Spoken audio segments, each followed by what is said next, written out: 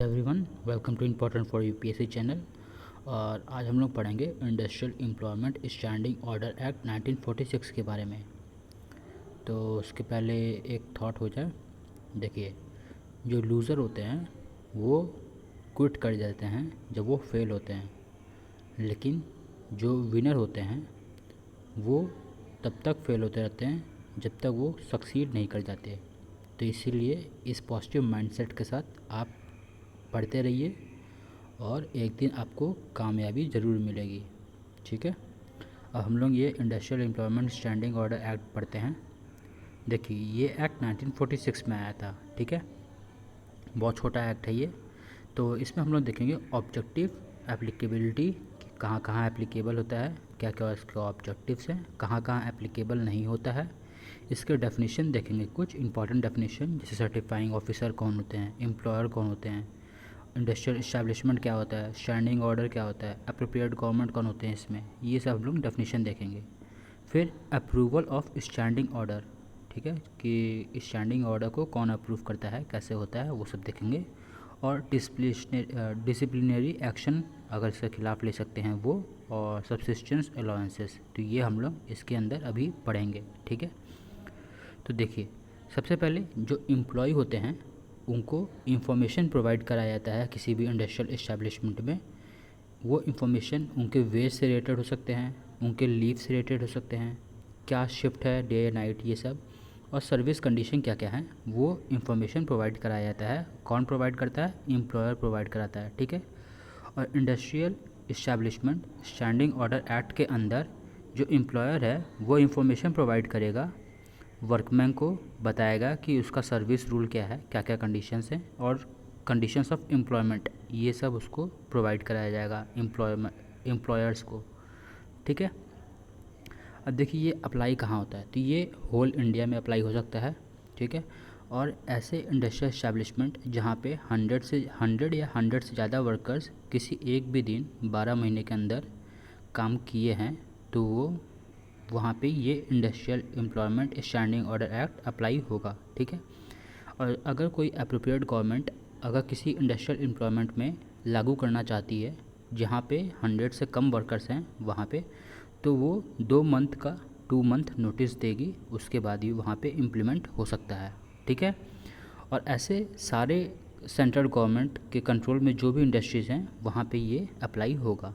ठीक है, अब देखिए कहाँ अप्लाई नहीं होता है, तो ऐसे इंडस्ट्री में जहाँ पे Bombay industrial regulation act 1946 apply होता है, वहाँ पे ये अप्लाई नहीं होगा।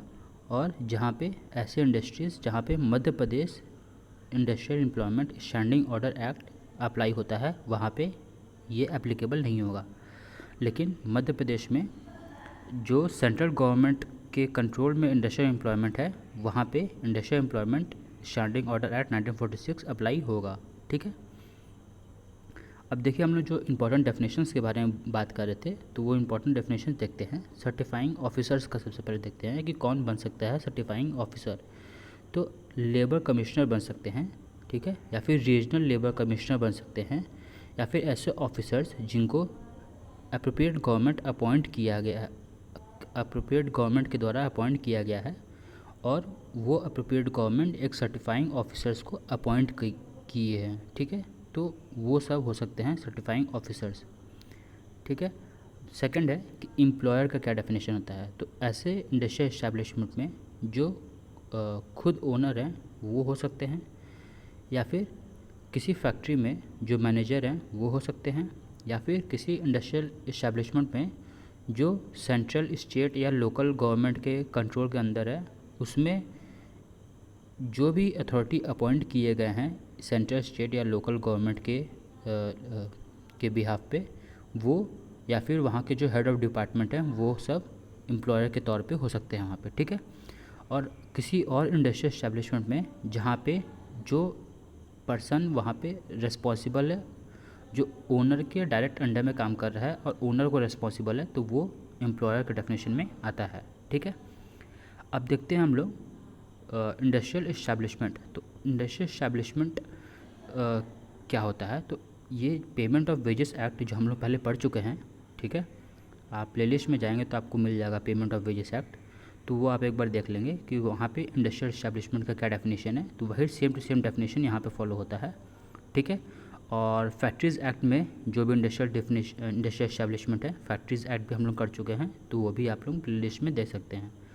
और ऐसे रेलवेज़ के जो डिपार्टमेंट है वो हो गया, और ऐसे इंडस्ट्रियल एस्टैब्लिशमेंट जहाँ पे वर्कर्स एम्प्लॉय करते हैं, ठीक है, कॉन्ट्रैक्ट बेसिस पे, ठीक है। और जो इंडस्ट्रियल एस्टैब्लिशमेंट के ओनर्स कॉन्ट्रैक्ट बेसिस पे वर्कर्स को अपॉइंट करते हैं, वो सब, ठीक है। Any establishment which employs workers to fulfil contract with owner, ठीक है। तो ये सब इंडस्ट्रियल एस्टैब्लिशमेंट के अंदर आते हैं, है ना। जैसे मान लीजिए, अगर ये आपको पॉइंट समझ में नहीं आया तो आप इसको ऐसे समझिए, जैसे मान लीजिए कि कोई इस्टेब्लिशमेंट है जहाँ पे वर्कर्स काम कर रहे हैं, ठीक है। वहाँ पे एक पर्सन है, ओनर है, तो वो कुछ वर्कर्स को कॉन्ट्रैक्ट के बेसिस पे हायर किया हुआ है, ठीक है। और वो कॉन्ट्रैक्ट के बेसिस पे वो दूसरे इस्टेब्लिशमेंट में जाके उन वर्कर्स को भेज रहा है काम करने के लिए कॉन्ट्रैक्ट बेसिस पे। तो वो जो इस्टेब्लिशमेंट है वो भी under industrial employment standing order act के अंदर आएगा, ठीक है। और जो वेजेस है, वेजेस सेम टू सेम है, जैसे इंडस्ट्रियल डिस्प्यूट एक्ट है 1947 का, जो मैं कवर कर चुका हूँ, ये आप प्लेलिस्ट में देख सकते हैं। तो सेम टू सेम जहाँ पे इंडस्ट्रियल डिस्प्यूट एक्ट का जो वेजेस का डेफिनेशन है, सेम टू सेम यहाँ पे भी है। और जो एम्प्लॉई या फिर वर्कमैन का डेफिनेशन है, वो भी इंडस्ट्रियल डिस्प्यूट एक्ट 1947 में जो है वो सेम टू सेम है, ठीक है। अब देखिए स्टैंडिंग ऑर्डर क्या होता है। तो स्टैंडिंग ऑर्डर जो industrial establishment standing order act के शेड्यूल में मेंशन है, उसमें कुछ रूल्स बताए गए हैं कि जो वर्कमैन है उनको कौन कौन से रूल्स को फॉलो करना है और एक स्टैंडिंग ऑर्डर मेंटेन करना है, ठीक है, इंडस्ट्रियल एस्टैब्लिशमेंट में। तो सबसे पहले क्लासिफिकेशन बताया गया है कि क्या क्या क्लासिफिकेशन रखा गया है कि टेम्प्रेरी बेसिस पे हो सकते हैं, कैजुअल बेसिस पे हो सकते हैं, स्किल्ड अनस्किल्ड, ये सब चीज़ें हैं। तो वो मेंशन करना पड़ेगा एक रूल बना के कि क्या क्या क्लासिफिकेशन उनको रिक्वायर है, ठीक है।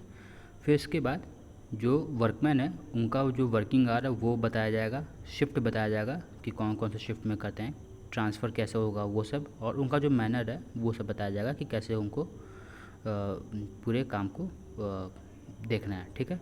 तीसरा है कि उनका जो हॉलीडे का पीरियड है वो बताया जाएगा, लीव कितने ले सकते हैं ये सब बताए जाएंगे।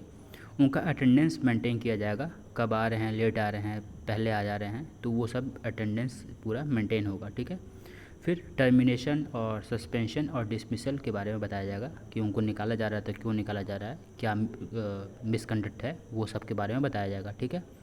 अगर वो कुछ मिसकंडक्ट कर रहे हैं तो उनके खिलाफ़ क्या कार्रवाई होगी, टर्मिनेशन, सस्पेंशन और ये सब जो है वो सब लिखा गया है, वो सब रूल्स के अंदर मेंशन है, ठीक है। फिर रिटायरमेंट एज के बारे में बताया गया है कि कितने एज मिनिमम चाहिए और कितने मैक्सिमम चाहिए, वो सब, ठीक है। अगर कुछ अनफेयर ट्रीटमेंट हो रहा है उनके साथ तो वो भी रूल्स के अंदर बताया गया है। और कोई और मैटर जो अप्रोप्रिएट गवर्नमेंट बताएगी वो भी इसमें इंक्लूड कर सकते हैं, ठीक है। अब देखिए जो अप्रोप्रिएट गवर्नमेंट का जो डेफिनेशन है वो क्या है, वो बहुत सिंपल है। अप्रोप्रिएट गवर्नमेंट सेंट्रल भी हो सकती है, स्टेट भी हो सकती है। तो सेंट्रल में ऐसे इस्टेब्लिशमेंट जो सेंट्रल गवर्नमेंट के द्वारा रन किए जाते हैं वो सब, और इसमें रेलवे भी आ सकता है, रेलवे एडमिनिस्ट्रेशन, मेजर पोर्ट्स और माइंस और ऑयल फील्ड। तो ये सब जो भी डिपार्टमेंट हैं, इस्टेब्लिशमेंट हैं, इसमें सेंट्रल गवर्नमेंट ही अप्रोप्रिएट गवर्नमेंट होता है, ठीक है। इसके अलावा जितने ये बचे उसमें स्टेट गवर्नमेंट अप्रोप्रिएट गवर्नमेंट होता है, ठीक है। और देखिए अप्रूवल ऑफ स्टैंडिंग ऑर्डर, मतलब कि स्टैंडिंग ऑर्डर का कौन अप्रूव करता है, ठीक है, और कैसे ये प्रोसीजर इसका क्या है अप्रूव होने का। तो ऐसे इंडस्ट्रियल इस्टेब्लिशमेंट जहाँ पे एम्प्लॉयर एक ड्राफ्ट बनाएगा, स्टैंडिंग ऑर्डर को प्रिपेयर करेगा, ठीक है, और उसमें रूल्स जो हम लोग भी ये 5th पॉइंट में पढ़े थे हम लोग, क्लासिफिकेशन, वर्कमैन, रिटायरमेंट एज और unfair treatment, holiday, leave rule, attendance, termination, suspension, dismissal due to misconduct. तो ये सारे के सारे रूल्स उस स्टैंडिंग ऑर्डर में जो वो बना रहा है उसमें वो मेंटेन करके एक ड्राफ्ट प्रिपेयर करेगा, ठीक है। फिर उस ड्राफ्ट का 5 कॉपी बना के सर्टिफाइंग ऑफिसर्स के पास भेजा जाएगा, और सर्टिफाइंग ऑफिसर्स 15 दिन में ट्रेड यूनियन के पास उसको भेजेंगे उनका अप्रूवल लेने के लिए। फिर ये सब होने के बाद 7 दिन के अंदर उसको सर्टिफाई करके अप्रूव करना पड़ेगा, ठीक है। लेकिन इसके पहले उसको वर्कमैन और वर्कर से इन्फॉर्म करना पड़ेगा, उनको बताना पड़ेगा कि अगर उनका कोई ऑब्जेक्शन है इस स्टैंडिंग ऑर्डर के अंदर जो रूल्स लिखा है उसके बिहाफ पे अगर कोई ऑब्जेक्शन खड़ा करना चाहता है तो वो बता दे, ठीक है। और फिर लास्ट में ये सेटिस्फाई करके अगर वो ये सर्टिफाइंग ऑफिसर सेटिस्फाई हो जाता है तो वो अप्रूवल दे देगा और वो 30 दिन बाद उस 30 दिन तक उसमें अपील किया जा सकता है, ठीक है। तो अप्रूवल मिलने के बाद इस चीज़ को डिस्प्ले कर दिया जाएगा, या तो फिर वहाँ पे किसी एंट्रेंस के पास में या फिर कोई नोटिस बोर्ड लगा के वहाँ पे डिस्प्ले कर देंगे इस रूल्स को, ठीक है। और ये जो रूल्स है वो इंग्लिश में तो रहेगा ही और साथ ही साथ किसी लोकल लैंग्वेज में रहेगा, ठीक है। अगर मान लीजिए कि ये स्टैंडिंग ऑर्डर मेंटेन नहीं करता है कोई इस्टेब्लिशमेंट, तो सेंट्रल गवर्नमेंट एक मॉडल बनाया है, मॉडल ऑफ स्टैंडिंग ऑर्डर। तो उस मॉडल के हिसाब से उसको वहाँ पे ये चीज़ सेंट्रल गवर्नमेंट का जो मॉडल है उसको इम्प्लीमेंट करना पड़ेगा, अगर वो अपना खुद का स्टैंडिंग ऑर्डर नहीं बनाया है तो, ठीक है। अब देखिए डिसिप्लिनरी एक्शन क्या ले सकते हैं। तो स्टैंडिंग ऑर्डर में कुछ मिसकंडक्ट अगर कोई करता है या फिर कोई वर्कर हैं जो रिबेल करते हैं या फिर इनसबऑर्डिनेशन दिखाते हैं, डिसओबीडियंस दिखाते हैं, फ्रॉड दिखाते हैं या फ्रॉड करते हैं, डिसऑनेस्टी दिखाते हैं, प्रॉपर्टी डैमेज करते हैं या फिर ब्राइब लेते हैं, ठीक है। और लेट आने का अगर वो हैबिचुअल बन चुके हैं, नेगलेक्ट कर देते हैं और किसी काम को नेगलेक्ट कर देते हैं, स्ट्राइक वगैरह करते हैं ज़्यादातर, तो उस केस में ये डिसिप्लिनरी एक्शन उनके खिलाफ़ लिया जा सकता है, ठीक है। और ऐसे स्टैंडिंग ऑर्डर जो ये क्या नाम है इनका, सर्टिफाइंग ऑफिसर्स सर्टिफाई करेंगे, वो सब भी इसमें ऐड हो सकते हैं, ठीक है। अब देखिए सब्सिस्टेंस अलाउंसेस भी होता है। सब्सिस्टेंस अलाउंसेस का मतलब क्या होता है कि अगर कोई वर्कमैन कोई मिसकंडक्ट करते हुए पाया गया तो उसको सस्पेंड कर दिया जाएगा, ठीक है। सस्पेंड करने का मतलब ये है कि उसको नौकरी से नहीं निकाला जा रहा है, लेकिन उसके खिलाफ इन्वेस्टिगेशन और इंक्वायरी चल रही है, तो कुछ समय के लिए उसको नौकरी पे नहीं बुलाया जा रहा है, ठीक है, सस्पेंड कर दिया जा रहा है। तो ये एक अनकंडीशनल राइट है, ठीक है। और सब्सिस्टेंस अलाउंस जो होती है वो 90 दिन के अंदर उसको अगर उसको सस्पेंड किया गया है तो 90 दिन तक उसको 50% ऑफ वेजेस मिलेगा। अगर केस तभी भी चल उससे ज़्यादा भी जा रहा है तो 90 दिन से अगर ज़्यादा जा रहा है तो 75% वेजेस मिलेंगे, ठीक है। और अगर मान लीजिए सब्सिस्टेंस अलाउंसेस डेली रेट पे अगर काम कर रहा है, ठीक है, तो स्टैंडिंग ऑर्डर अगर डेली रेट का स्टैंडिंग ऑर्डर बना है और मंथली रेट का स्टैंडिंग ऑर्डर नहीं बना है, तो जो डेली रेट का स्टैंडिंग ऑर्डर है वही मंथली रेट के स्टैंडिंग ऑर्डर पे काम लागू होगा, ठीक है। और कोई भी डिस्प्यूट अगर इसमें अराइज़ हो रहा है तो इंडस्ट्रियल डिस्प्यूट एक्ट 1947 के अकॉर्डिंग ही डील किया जाएगा, ठीक है। तो ये बहुत छोटा सा एक्ट है और ये आप लोग एक बार अगर दोबारा सुन लेंगे तो बहुत ही आपको फ़ायदा होगा, ठीक है। और हो गया, बाकी सब कुछ कवर कर चुके हम लोग। Thank you.